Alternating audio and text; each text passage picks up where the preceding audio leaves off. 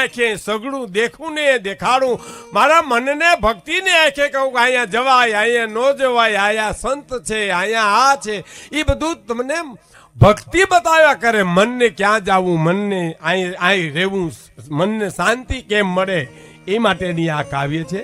પણ પછીની કડી બહુ સરસ છે. આખી કવિતાના પ્રાણ છે. આખી કવિતાના પ્રાણ અમુક જ જગ્યાએ હોય. તમે જોજો, આખી ગઝલ ગાવ ને તો એક શબ્દ ઉપર પ્રાણ પીડ્યા હોય.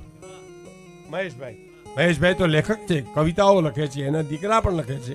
એક કવિતા, એક કડી ઉપર આખી કવિતા પડી, પ્રાણ પીડ્યા હોય, એક શબ્દ ઉપર આખા પ્રાણ પીડ્યા હોય. હે, અને આપણા શરીરમાં તમે જુઓ અમુક જ જગ્યાએ પ્રાણ છે. આડાવરા કોઈ ગળદા પાટું કરે ઘડીકમાં મરીએ નહીં.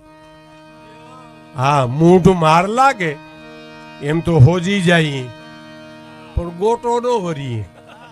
ગોટો કઈ વરીએ, હૃદયની નાખે એટલે ગોટો વરી જાય, કારણ કે ત્યાં પ્રાણ છે.